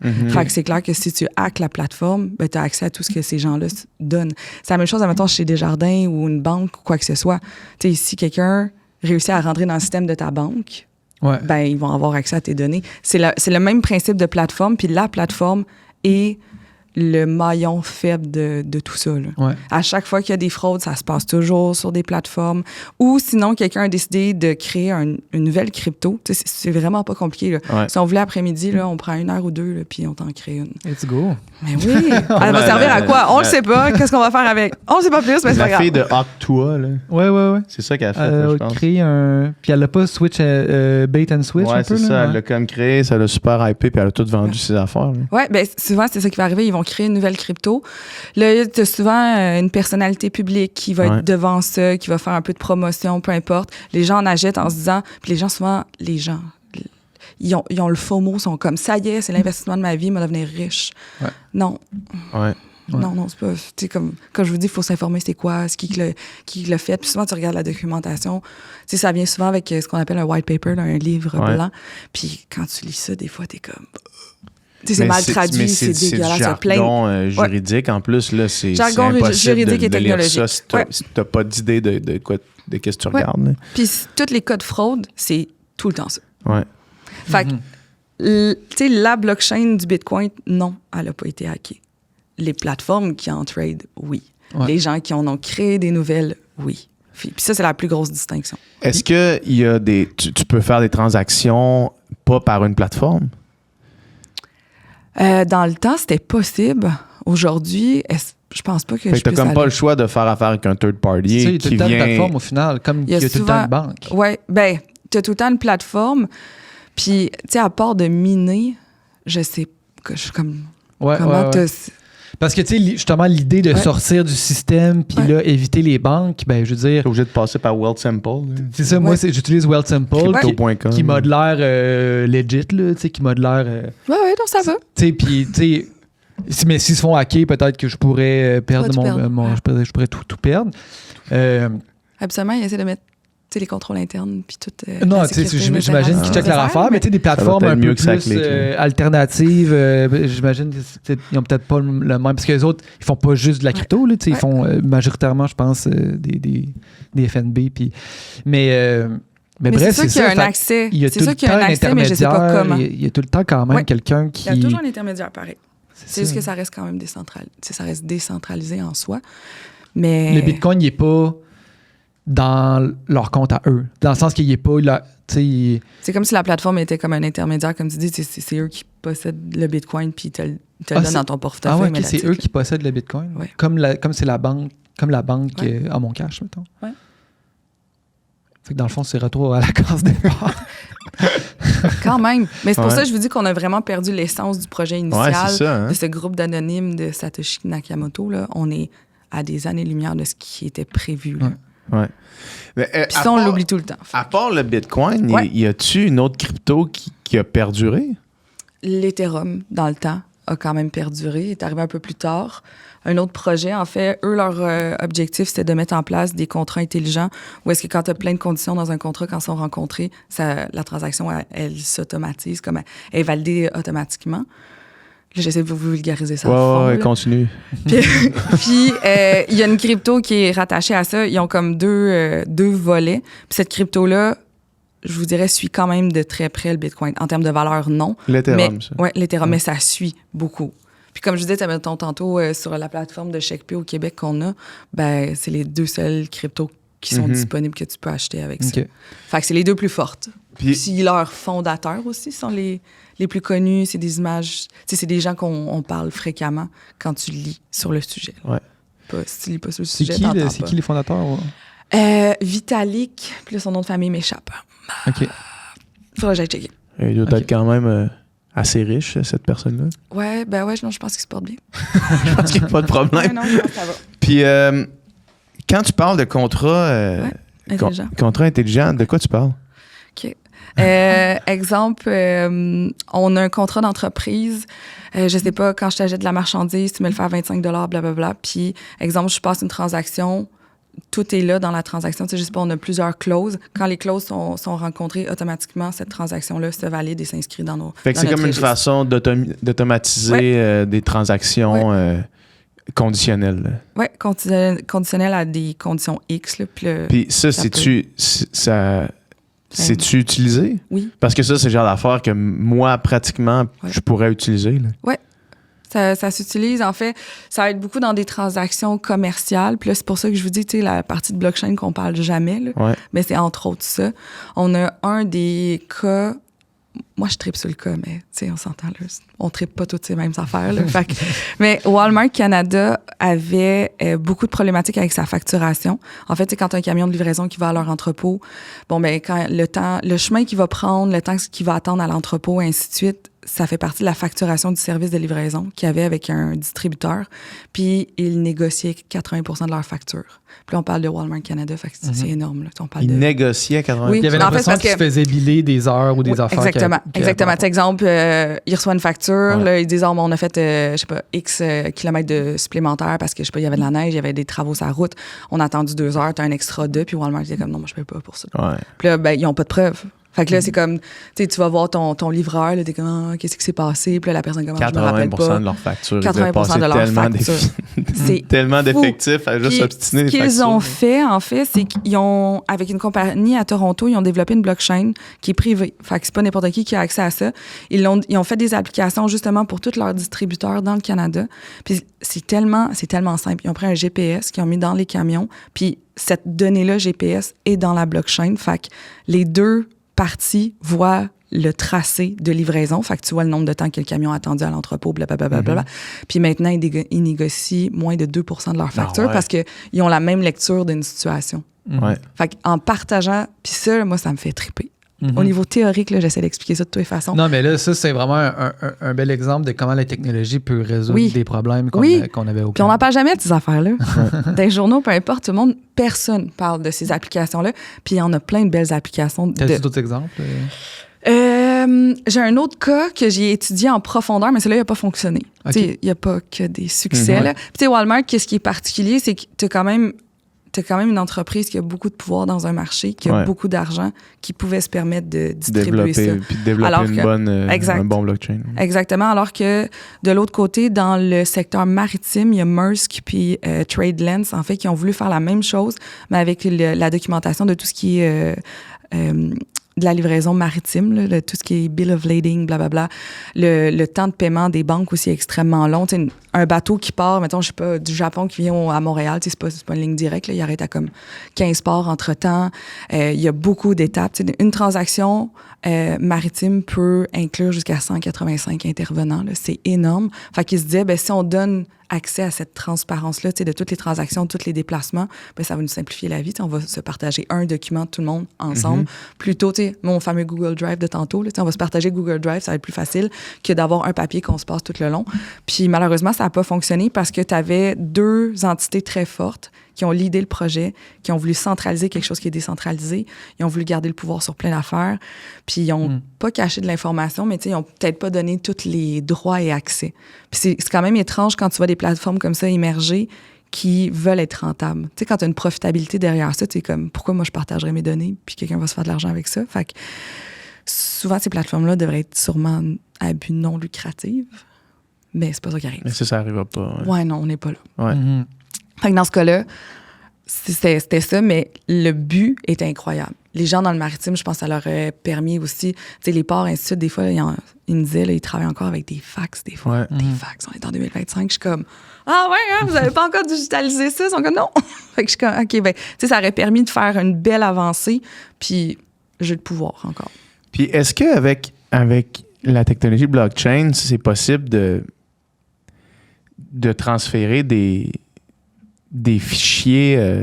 Ah, ça pourrait être n'importe quoi, Tu des sais, parce photos, que, mettons, des fichiers. je pense au réseau hospitalier québécois. Là, Ouais. où est-ce Je que suis contente que tu ailles là.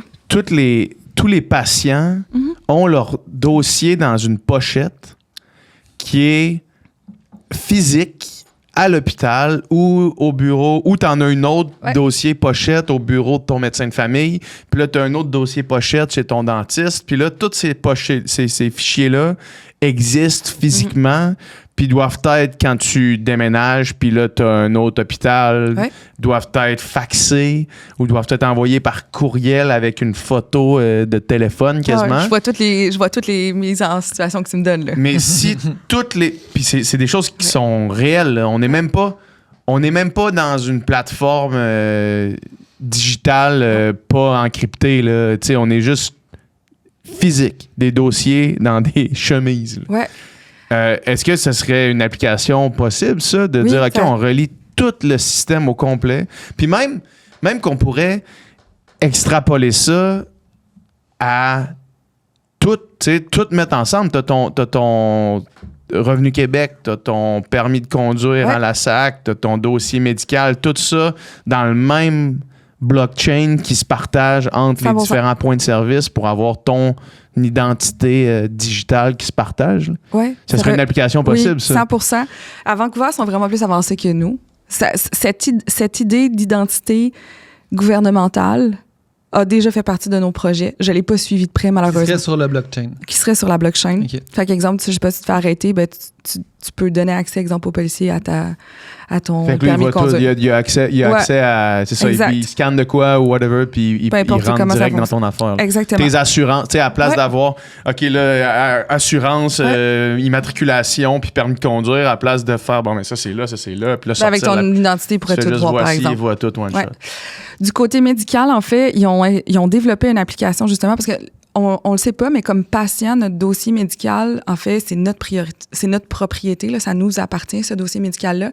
Mais c'est pas nous qui l'archive. Là, de plus en plus, ils numérisent les documents. Tu vas me dire, mais quand même, c'est pas parfait. Ouais. Puis ils ont essayé de faire une plateforme blockchain, justement, qui te permettait d'avoir toute ta documentation.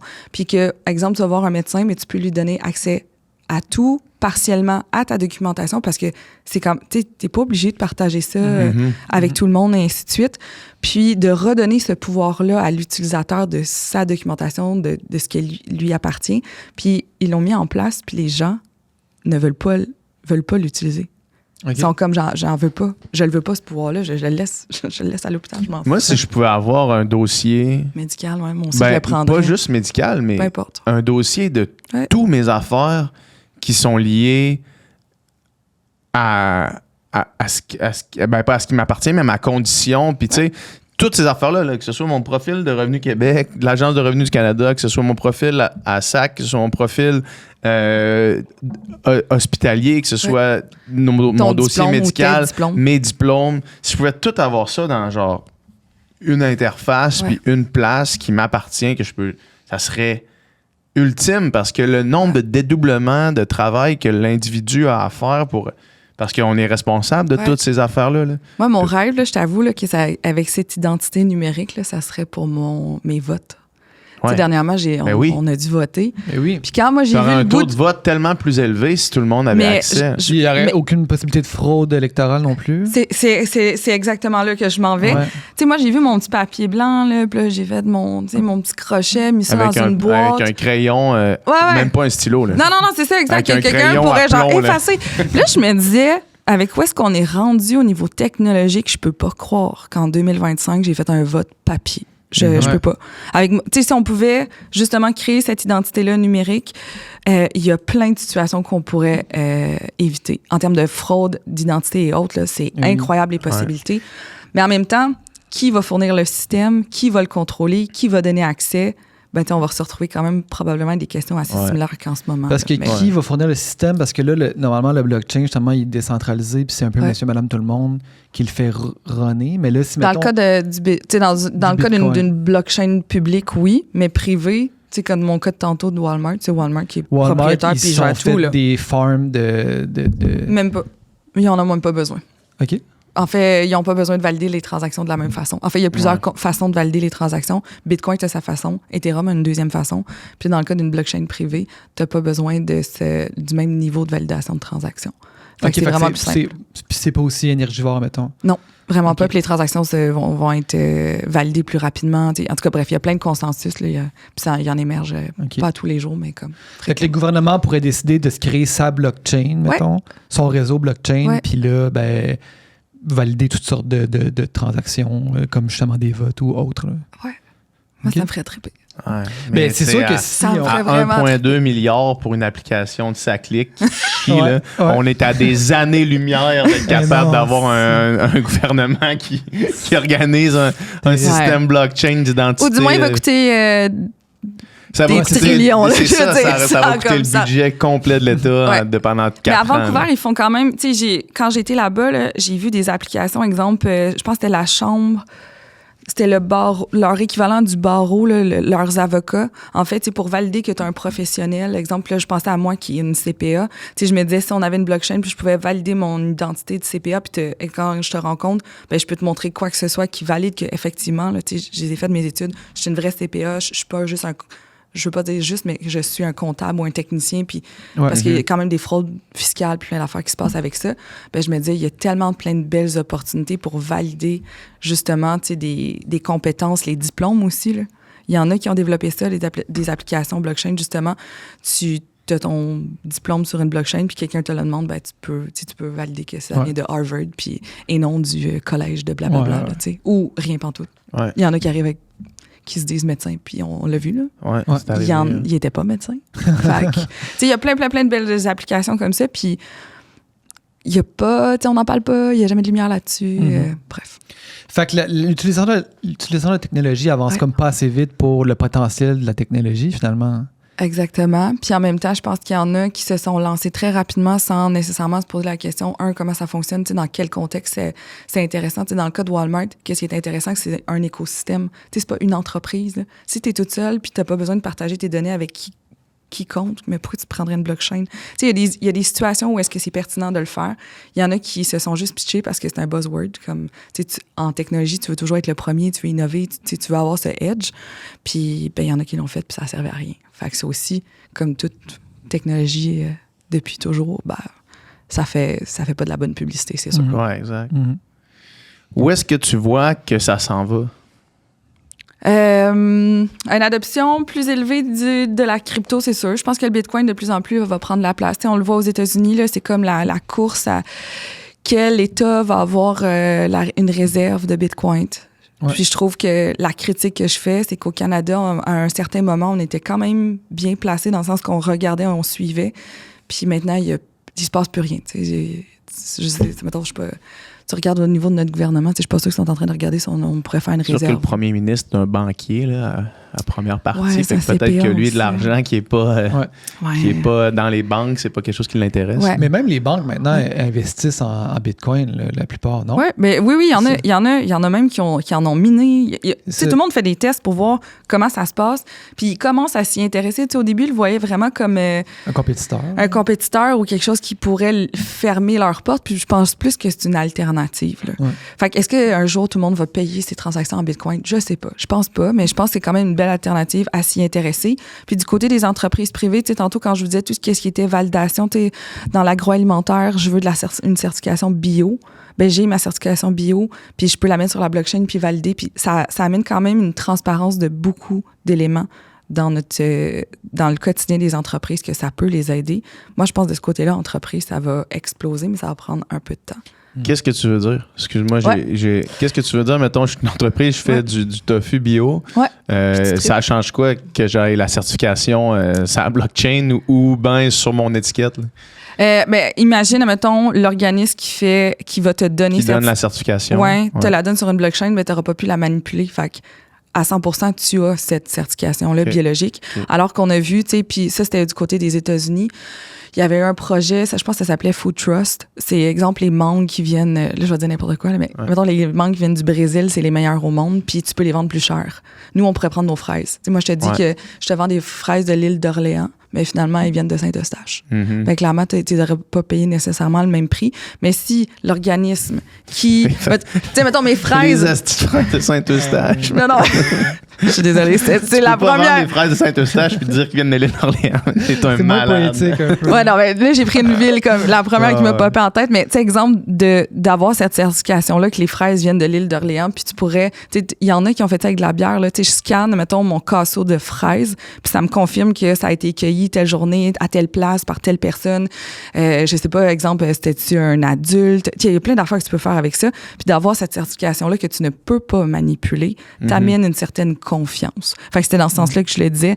Il y a plein d'applications. Le bio, je trouve ça aussi très intéressant. Ouais. Ils ont essayé, il y a eu un projet au Québec là, avec le bœuf, de savoir est-ce que c'était du bœuf québécois, est-ce qu'il y avait été... il y avait plein de particularités.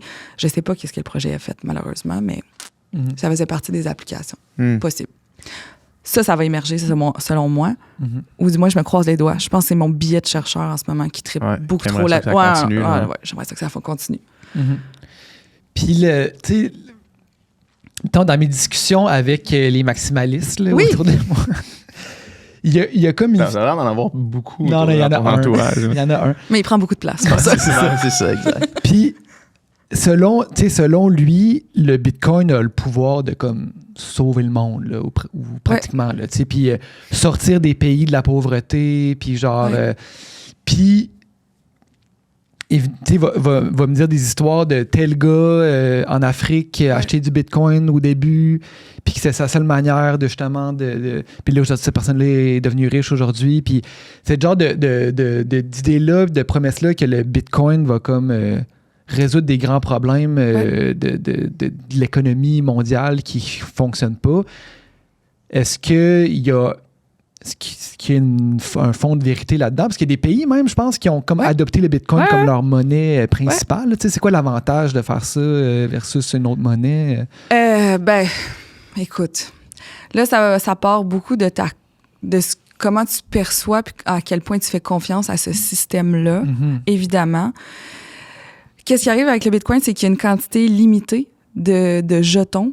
Puis, comme je vous disais tantôt, on est dans un marché pur de l'offre et de la demande. Fait que, tu sais, dans le cas des banques, c'est eux qui décident le nombre de billets qu'ils vont, exemple, imprimer. Puis ça peut impacter, l'inflation. Puis là, je suis vraiment pas une économiste. Fait que je peux pas aller, je peux pas vous expliquer ça. Mais la banque peut créer de l'argent, donc l'argent vaut moins parce qu'il y en a plus. Exactement. Dans le cas du Bitcoin, on connaît déjà tous les paramètres. Il y en a 100 millions, on a fait de même? 21 millions. 21 millions. Exactement. Puis à tous les 4 ans, il en dégage une partie, puis à un moment donné, il n'y aura plus.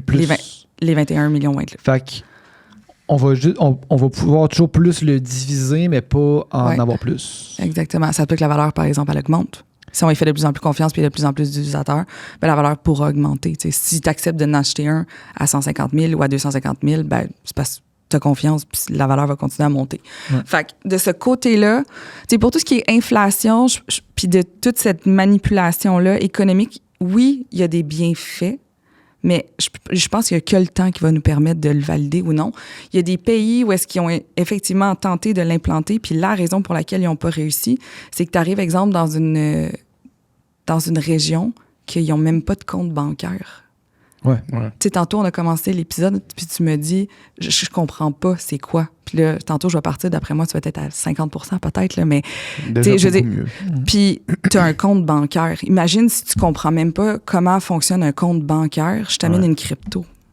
Comme le ça, saut est énorme. Ben là. oui, c'est ça. Fait que, tu sais, dans cette région-là en particulier, il y avait 80% des personnes qui habitent là qui n'avaient pas de compte bancaire. C'est sûr que ça ne fonctionnera pas. Là. Donc, il y aura encore moins de comptes Ils vont crypto, avoir là. moins de comptes. Ben voilà. Ils vont pas avoir Ouais. un, Ben, un moi, c'est- wallet avec de la crypto. Là. Je veux dire, tu sais, ça Ouais. se passe pas comme ça. Puis, il y a beaucoup ce discours d'enrichissement. Puis, comme je vous dis, moi, c'est la partie qui me dérange le plus Ouais. là-dedans. C'est que c'était supposé être un système de paiement alternatif. Ouais. Fait que, des fois, de la façon que moi je le perçois, je trouve que ça perd de son essence. De le retrouver comme un produit d'investissement. Est-ce que j'en ai? Bien sûr. Je veux dire, je fais de la recherche là-dedans. J'ai pas le choix d'en acheter pour savoir comment ça fonctionne. Mais c'était pas pour m'enrichir. Puis quand tu le vois dans une perspective d'enrichissement, ben, je pense pas que tu l'utilises pour les bonnes raisons. Hmm. Tu sais, je veux dire, va lire le white paper Oui. puis va t'informer Mais de c'est quoi. tu sais. mettons que ça devenait ça. Mettons que ça Ouais. devenait comme un FNB ou comme un autre, tu sais, comme n'importe quelle autre manière d'investir son argent. Je veux dire, oui, ça n'a pas été créé pour ça, mais est-ce que c'est mal en soi que ça devienne Ah, ben non, ça? pas du tout. Ben, c'est juste la nature humaine qui en aura fait ce qu'il voulait avec. Mais je sais pas. Je suis très nuancée là-dessus. Parce que, tu sais, mettons, moi, je connais des... Tu sais, mettons, j'ai un ami libanais, lui, tu sais, ils ont eu des puis récemment aussi, puis je pense que c'est déjà arrivé dans l'histoire de leur pays, des hyperinflations, finalement. Fait que, tu sais, t'avais de l'argent, tu pensais que t'étais bien, puis là, d'un coup, ton argent vaut plus rien, tu sais. Ouais. Ben, mettons, cet ami-là en particulier, ben lui, maintenant, il achète de la Bitcoin parce qu'il se dit, ben, c'est toujours bien plus safe que mon argent à la banque qui peut valoir plus rien demain Je peux matin, comprendre tu sais. cette personne-là, 100%. En même temps, ce qu'il faut pas oublier, c'est que, tu sais, la blockchain, oui, c'est décentralisé, ainsi de suite, mais tu sais, ça a pris quelqu'un pour le coder puis le mettre en place. Ouais. Puis tu sais, ce Quelqu'un qui existe encore. Là. Oui, c'est ça. Puis ce petit groupe de codeurs-là a quand même les clés de ce OK. qui se passe. Tu sais, ça te prend un humain pour le mettre en place. Ouais. Puis ça, on l'oublie souvent. Mhm. Fait que, tu sais, est-ce qu'un gouvernement, exemple un jour, est-ce qu'au Canada, est-ce que vous pensez que, je sais pas, notre gouvernement ferait, oui, vous, groupe de bitcoins, vous qui possédez des bitcoins, je vous donne votre... Tu sais, ça deviendrait notre monnaie, Ouais, non, puis tu c'est sais ça. même pas qui le gère. Ouais. Jamais. C'est ça. Mais c'est justement, une le belle alternative. Quand je te dis, moi, je cohabite bien avec le système traditionnel puis le bitcoin. Ouais. Moi, j'adore ça. Mais c'est pas un peu ça aussi, la beauté, entre guillemets, du Bitcoin, c'est qu'il y a personne qui le gère? Ou ça, c'est une fausse croyance? Ou, Non, les transactions se font automatiquement. Tu n'as pas besoin d'un humain pour le faire. Mais ce que je te dis, c'est que ça a pris quelqu'un pour le coder c'est pas c'est initialement. qui. Mais non, C'est c'est ce fameux Satoshi Nakamoto. Mais c'est quoi, mettons, juste, Ouais. c'est quoi le... Parce qu'il y a comme un genre de mythe autour du fondateur du Bitcoin. Ah On ouais, sait pas vraiment, c'est il y a qui, c'est un tellement plein de théories, pseudonyme, là. Puis là, on essaie de le retrouver, on n'a jamais retrouvé. C'est quoi exactement. cette histoire-là? Il y avait... je m'excuse. Il y avait... Il y a plein de... C'est ça. Il y a des gens qui disent que c'est un groupe, il y a des gens qui disent que c'est un individu. C'est quoi le nom de le pseudonyme, là, Satoshi? Nakamoto. OK. Il y en a qui ont retrouvé un... Mon Dieu, je suis désolée pour ça. Il y en a qui ont retrouvé un Japonais qui avait changé son nom, puis que quand il était né, c'était ça son nom. Puis là, ils ont été voir cette personne-là, puis en 2014, il n'y avait aucune idée c'était quoi des cryptos. Fait que, ils ont essayé de trouver c'était qui, là. C'est une grande saga, là. La personne derrière Satoshi. Nakamoto. Exactement. Moi, je pense que c'est un groupe de personnes. Je pense pas qu'une personne aura pu faire Puis ça. des seule. Japonais ou même pas? Je sais pas. On Je sait peux pas te dire. Je vais pas. Ça met pas je me en lance. confiance à 100%. Non, mais c'est ce j'entends que. là. C'est ce que, en fait, on doit juste être conscient, tu sais, parce que souvent, on a comme la pensée magique de dire, hey, c'est décentralisé, c'est malade, tu sais, comme toutes les transactions se valident, on a des gens qui donnent cette énergie-là pour valider une transaction, c'est malade, mais tu sais, il faut quand même pas oublier que ça a pris un humain pour le coder. Ouais. Fait qu'il y a un humain quelque part qui sait comment ça se passe, puis qu'en quelque sorte, il y a les clés, là. Mais il y a un contrôle là-dessus. Qu'est-ce que tu veux dire, il y a les clés? Mais je veux dire, si je l'ai codé, puis après ça, je le laisse aller, Ouais. je veux dire, cette personne-là a quand même eu tous les pouvoirs de mettre en place le système qu'il voulait. Ils ont eu plein d'échanges, puis là, tu peux lire ça, là, il y en a pendant des années, là. Ils ont échangé à savoir comment ils allaient le faire, blablabla. Mais reste que ces codeurs-là avaient initialement tout le pouvoir de mettre en place comment allait fonctionner le Bitcoin. OK. Fait qu'il pourrait, mettons, il aurait pu au début s'en donner 100 000 chaque, puis là, aujourd'hui, ces personnes-là sont multimilliardaires, genre? C'est une hypothèse. Je pense pas que c'est Exemple. arrivé, mais Ah, OK. je pense pas. Pas Mais 100 000, mais il aurait pu s'en donner une couple. Là. ouais. Parce qu'il n'y a pas une histoire justement du wallet de Satoshi qu'on le sait, qui n'a jamais été touché ou quelque chose comme ça. Tu as déjà entendu cette histoire-là? Ouais, mais je l'ai pas investigué, malheureusement. Ah, ok. Je sais pas qu'est-ce qu'il a Parce fait avec que ça son portefeuille. Apparemment, qu'il y aurait comme ça serait comme public qu'il y aurait une clé avec un nombre inimaginable de Bitcoin, mais qu'on peut vérifier qu'il n'y a jamais touché. Fait que là, les théories, c'était « es-tu mort » ou « es-tu... ou justement, c'est juste pour prouver que comme Ah, man, tu sais. il veut pas Tu vois, utiliser... ça, c'est ça. Moi, c'est là que je vois la limitation. Tu sais, mettons, si j'investis dans Coca-Cola, 100%. le monde va continuer de consommer du Coca-Cola, puis plus il y a de monde sur la planète, plus il y a de monde qui consomme du Coca-Cola, puis moi, je vais en consommer tout le temps, tu sais. Mais c'est très tangible, alors que Puis là, ce qu'il tu me lui parles raconte, de- c'est intangible, tu sais. D'un mythe, un peu à la Banksy, de si tu Ouais. un collectif, si tu comme, Ouais. puis on n'a aucune idée, puis c'est dur de comme te dire, parfait, J'embarque mon dans- futur, ma retraite, je mets ça là-dedans, tu sais, c'est quand même... Mais malheureusement, il y en a qui ont fait ça, qui Ben ont oui, tout sûrement. retiré, puis qui ont été mettre ça dans des scams, puis ils ont tout perdu, là. Ouais. Puis ça, c'est triste. Parce que C'est pour pour ça les que je disais histoires, au début, pour les histoires tu sais, de succès de crypto, il y a beaucoup plus d'histoires d'échecs complets, là. Ben, c'est plus des histoires de fraude où j'ai tout mis Ouais. là-dedans puis j'ai tout perdu, C'est tu ça. sais. Puis à l'inverse, t'as les gens qui vont flasher, qui vont dire comme, hey, ouais, moi j'ai acheté les bitcoins à $1, puis là, maintenant ils sont riches, tu sais. Comme je vous dis, c'était tellement pas ça le projet. Ouais, Non. ouais, je comprends. Imagine, t'as un beau projet, tu veux rendre quelque chose de comme mondial, t'as une belle perspective, puis Mhm. ça devient un produit d'investissement. Moi, C'est ma plus grande déception. Je suis sûre que vous le sentez. Je comprends, ouais, on le sent. j'ai un autre ami... Tabarnak, Deep- man, décroche, là! Non, j'ai un autre ami, Deep Crypto, puis lui, il s'est fait hacker son wallet, là, puis il a genre perdu 100 000 $. Ah, c'est ça. Puis genre... Moi, je connais un ami qui a perdu une traite bancaire de 68 000 ça pourrait être, ça pourrait être le blockchain, en tout cas. Ça serait sûrement pas arrivé, tout dépend Ouais, de c'est quel vrai. système Mais- t'as utilisé. Ouais, mais lui, justement, puis là, il me racontait ça, j'étais comme ça, n'a pas de bon sens. Justement, la plateforme tiers s'est fait hacker. Ouais. Puis j'étais comme, t'as pas le goût de mettre ça à la banque à cette heure. Tu sais, comme les banques, ils ont peut-être leurs problèmes aussi, mais ça a fait ses preuves aussi. Puis t'es comme, non, je les haïs encore plus. Puis là, j'étais comme, genre crank mon Bitcoin. J'étais comme, OK, man, Qu'est-ce que tu veux? vas-y, man, mais Ton on argent. dirait... Ouais. Mais tu sais, avec la crypto, le fait que tu n'aies plus d'institution, tu n'as plus personne qui va te garantir la somme que tu as dans ton portefeuille. Tu sais, mettons, je suis avec une banque X, j'ai de l'argent à mon compte, je me fais frauder. Ben, eux, ils ont des assurances, Ouais. puis ils vont s'assurer de remettre l'argent dans mon compte. Ouais. Alors que quand tu es avec la crypto, comme je vous disais, le côté innovatif qui est vraiment sexy, c'est le fait que je puisse faire une transaction d'un humain à un humain, puis qu'il n'y a plus d'institution. Mais est-ce que les gens qui font des transactions comprennent qu'est-ce que ça implique? Tu n'as plus personne pour te backer, tu n'as plus d'assurance. Exact. Puis si tu t'assures pas de mettre les contrôles internes en place pour sécuriser ton portefeuille, ben, tu peux te faire hacker, oui, puis tu ne pourras pas appeler, exemple, l'AMF ou ta banque faire « Hey, je me suis fait voler ». Non, ça n'existe plus. Tu sais, t'es rendu... T'as une responsabilité comme utilisateur Quand j'avais acheté de mettre ces éléments-là autour de ton portefeuille. Puis ça, comme je vous dis, je suis pas certaine que tout le monde comprend cette nuance-là. Parce que même les gens, même lui, justement, j'étais comme... Ouais. J'étais comme, mais c'est terrible. Puis tu sais, ouais, mais c'est de ma faute, là, j'ai pas été assez prudent. Puis c'est comme... ils mettent sur eux autres même la faute de cette fête hacker d'avoir perdu cette faute. Mais il peut pas la remettre sur personne. C'est Tu sais, tu peux pas personne dire hey, c'est ma banque qui a fait X, Y, Z. Il y a que toi qui peux mettre des. Tu sais, quand je parle de contrôle interne, là, c'est exemple, son wallet, qu'est-ce qu'il avait fait avec? Tu sais, il était-tu retiré sur un. Il était-tu sur son ordi? S'est-tu fait hacker son ordi? Comment ça s'est passé? On le sait pas, là. Ouais. L'histoire le dit pas. Ouais. Tu pourras avoir une bonne conversation avec J'y ton ami demanderai, prochainement. Mais, ouais, je sais pas les détails. Mais c'est ça. Mais cette responsabilité-là, elle t'appartient maintenant, puis tu peux pas avoir d'assurance pour ça. Fait que... Quand j'avais acheté les NFT des souliers que je parlais tantôt, à amener, il fallait que je fasse un transfert entre mon wallet. Je me rappelle plus c'était quoi la compagnie. Je pense que j'étais sur la compagnie qui a fermé là, après. Binance, ouais, c'est ça. Ouais. Puis là, c'était de Binance jusqu'à mon compte sur l'application Stepn. Puis là, il fallait que je choisisse.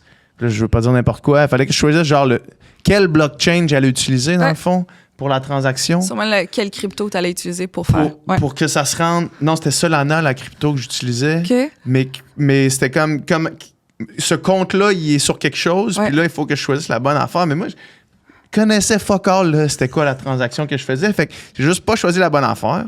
Puis là, j'ai envoyé les fonds. Les fonds sont disparus de mon wallet. Ils sont jamais apparus de l'autre côté. Puis là, j'avais écrit à Binance et à Stepn. J'ai écrit, hey, mes fonds sont où? Puis la réponse que j'avais des deux côtés, c'est comme, ils sont sur la blockchain, mais on peut pas les retrouver. Qu'est-ce que tu veux dire? On peut pas les retrouver. Je les ai envoyés d'ici. Ils sont jamais arrivés là. Ils sont où? Puis là, les deux plateformes me disaient, too bad. T'as perdu cet argent-là? Ouais, c'était genre 400$. Ouais. Je te dis, man, mon seul contact avec la crypto, ça a été d'acheter une paire de NFT de souliers à 1000$, perdre 400$ dans une transaction de mon wallet, puis perdre mon 1000$ pour le revendre à 25$ 3 mois plus tard. Ben non, mais c'est ça. Ben, tu sais, je pense que t'es un cas classique de gens qui ont voulu essayer, puis t'en as pas une bonne expérience. Fait que ça aussi fait que l'adoption est beaucoup plus lente c'est ça. que si t'avais, je sais pas, acheté... on repense à nos pizzas du début, là. Ouais. Mettons, toi, t'avais reçu ça, là. Je sais pas, tu fais une transaction à un ami, il te dit « je te donne 10 bitcoins. » Aujourd'hui, t'es crampé. Ouais, c'est ça, exact. T'es content, t'es comme « Bitcoin, c'est la vie. » Moi, j'ai perdu une traite bancaire. C'est ça. J'étais comme, ça semble être... Je pense que la personne qui a perdu cette traite est dans la pièce. 100% d'un bon gros montant. Puis je l'ai perdu. Puis la banque, au début, me disait on peut rien faire. On peut rien faire. Ça, c'était ce qu'il disait au début. Puis après 2 semaines, elle a braillé au téléphone. Il y a quelqu'un qui a fait OK, on va accepter de vous redonner ce montant-là. Ce qui est complètement... miraculeux. Miraculeux parce que je pensais que j'avais perdu cet argent-là à tout jamais. Mais aussi, comme, c'est quoi la vraie réponse? C'est comme tu peux ou tu peux pas? Tu peux pas. Ouais. Mais exemple, c'est parce que ça, à mon sens, c'est un cas de... Je peux pas croire qu'en 2025, si tu perds un papier, comme tu as perdu cet argent-là, on peut juste l'annuler. On peut juste l'annuler puis le refaire, puis genre...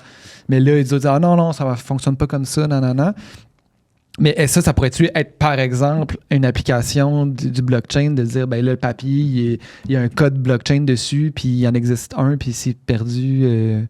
En fait, c'est pire encore, parce que là, s'il est perdu... Ouais, c'est pire. C'est pire. Fait que t'es mieux de rester dans du digital tout le long. C'est sûr que t'as pas de papier. En fait, l'objectif, c'est qu'il n'y ait plus de papier. Ouais, c'est ça. Tout est digital, fait qu'on ne le voudrait pas papier nécessairement. Ouais. Mais on pourrait s'amuser à faire une crypto puis voir ce que ça donne. Mais... Fait que toi, mettons, tu sais, parce que là, il y a tout ça, là. Tu sais, quand je t'ai écrit, je t'ai dit, on n'est ni pro-crypto, qu'on ne jure que par ça, comme mes amis maximalistes, ou anti-crypto, comme on a déjà reçu du monde sur le podcast, qu'eux autres qui étaient comme... Ils croyaient pas. Ils croyaient vraiment pas en les cryptos. T'sais. Toi, tu te situes où sur ce spectre-là, mettons? C'est clairement, tu dis... Je fais partie des enthousiastes, mais très critiques. Critique. Ouais. Parce que veux pas, ma job, c'est ça dans la vie, là, de faire de la recherche puis critique. Tu diversifies ton portfolio, dans le fond. Ouais, ben c'est ça, exactement. Mais tu sais, comme je te disais tantôt, j'en possède parce que je veux comprendre comment ça fonctionne. J'en possède pas pour des mesures d'investissement, puis je veux pas m'enrichir avec ça, mais pas du tout. Je fais partie quand même des enthousiastes parce que j'y crois au sens où est-ce que la technologie derrière, pour moi, c'est une innovation. Je trouve ça incroyable ce qu'on peut faire, toutes les applications. Ça, j'y crois vraiment beaucoup. Est-ce que la crypto, c'est ma passion? oui, parce que je fais de la recherche tous les jours là-dessus. Je veux dire, j'essaie de rester à jour. Mais je fais pas partie de cet extrême. Je pense que je fais partie de ceux, mettons, dans ton spectre, les deux extrêmes, là, je suis là avec eux. 6-7 là, sur 10. Ouais, un 6. 6 plus 6 parce que je reste très critique. Ouais. Tout ce que j'ai publié jusqu'à maintenant, c'est très, très critique de la blockchain. Là. Puis c'est souvent de ramener cette idée qu'il y a un humain qui l'a mis en place derrière. Fait oublie-le pas, lui, là, s'il te plaît.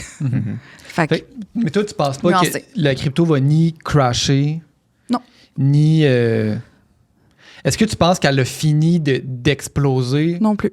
Ça va continuer. Ça va continuer? Ah ouais. En ce moment, la course aux États-Unis à savoir quel est le premier État qui va avoir sa réserve fédérale. Ça, en ce moment, ça donne énormément de push. De juice. Là. Ouais, exactement. Ça fait juste accélérer l'adoption, à mon humble avis. Fait qu'on est-tu encore au début de la courbe des gens qui embarquent dans le train de la crypto, selon toi? Ou je pense qu'on a été dans nos early adopters, là, on commence à pogner la curve. Là. Je pense qu'on s'en va là. On commence à monter dedans, je pense. Ouais, okay. Éventuellement, on va sûrement stagner. Est-ce que ça va... J'aimerais ça que ça perdure dans le temps. Fait que parce qu'il faut que je fasse de la recherche. Sans donner de conseils financiers au monde, mais genre... On pense que la crypto ne va pas disparaître et elle va continuer de prendre la valeur là, dans le futur. Oui, oui là-dessus, est-ce qu'elle va... C'est sûr que, comme tout produit financier, je veux dire, c'est très volatile. Fait qu'est-ce qu'elle va redescendre, remonter, redescendre? Oui, bien évidemment. Ouais. Mais dans le temps, je pense que ça va perdurer encore une couple d'années, ça, c'est sûr. Je sais pas, quand je vais prendre ma retraite, est-ce que dans 30 ans, ça va être encore là? Je le sais pas. Okay. C'est vraiment dans le long terme, je le sais pas. Mais je pense qu'il y a peut-être quelque chose de mieux qui va exister. Ouais, quelque chose qu'on ne peut pas encore imaginer. Là. Exactement. À un moment donné, il y a peut-être un moment que là, le monde va commencer. Comme le monde a embarqué dans le bâton ou dans le train au début, à un moment donné, le monde va se mettre à quitter, puis là, il va falloir... Je pense qu'il va y avoir autre chose. Les derniers qui vont quitter vont tout perdre, puis ceux qui vont quitter au bon moment, ils vont... Probablement. Ah ouais, hein? Si c'est le scénario, là. Ouais. Mais tu sais, mettons avec l'IA, là, il y a 3 ans, qui aurait pensé que tu aurais pu avoir un agent IA dans ton entreprise qui gère toute ton admin? Personne. C'est dur d'imaginer ça va être quoi la suite. Exact. Mais moi, on dirait que, tu sais, là, tu parles de comme... Si ça suit une courbe de quelque chose qui pourrait être standard, mais moi, on dirait que l'idée que quelqu'un tourne la switch à off me ferait plus peur que n'importe quoi. Ouais. Tu sais, de dire, on peut penser que peut-être que ça va monter et que la demande va diminuer, mais si rendu au sommet, il y a quelqu'un qui décide de fermer les clés, tout ça disparaît. Là, Satoshi, Satoshi revient en vie. Il décide de là, il vend tout son portefeuille, puis en 24 heures, il ferme la clé au complet. Il y a un portefeuille, tu sais. Il y a beaucoup de spéculations autour de ça, là, de l'histoire de qui, comment, pourquoi. Là, fait que... Mais moi, c'est ça qui m'inquiéterait, on dirait. Plus que comme la prospection et la courbe qu'on peut imaginer, c'est juste que quelqu'un a amené fermer les serveurs. J'ai bientôt fini, là, mais est-ce qu'on pourrait... Est-ce que, mettons... Ça pourrait être règlement. Est-ce qu'on pourrait interdire le Bitcoin? Mettons, les États disent, nous autres, on n'aime pas ça, le Bitcoin. Il y a des pays où est-ce que c'est interdit. Sauf que les gens peuvent le faire pareil. C'est juste s'ils se font pogner, mettons. C'est ça. Exact. Sauf que, mettons que tous les États disaient, nous autres, on n'aime pas ça, le Bitcoin, on interdit. Possiblement que ça ferait... Ça te ralentit la valeur parce qu'il y a moins... Ça te ralentit une adoption, là, quand c'est ça. Tous les gouvernements quand tout devient illégal. Exact. Mais c'est pas ça qui est arrivé. Fait à la place, je pense que tout ce qui est régulateur s'est intéressé. Puis il y en a, exemple, qui ont mis ils appellent ça des sandbox, là, des carrés de sable, où est-ce qu'ils laissaient les entrepreneurs faire des tests, ils les suivaient de très près pour voir comment ça allait émerger, pour essayer de, justement, les guider, de les orienter vers. Puis c'est dans les premières fois qu'on voit ça, là, des régulateurs qui sont un peu en avant de la parade et non pas en arrière, là, comme on disait tantôt, avec Revenu Québec puis l'ARC. Ça va nous aider à rapper. Je vous aide en ce moment. On fait un 360. Exact. C'est vraiment intéressant, en tout cas. Merci beaucoup. On t'a garoché 1 million de questions, mais je comprends beaucoup mieux qu'au début du podcast. Vraiment. Cool. Vraiment beaucoup. Merci beaucoup pour ton temps. C'était super. Merci à vous deux. Merci. Yes.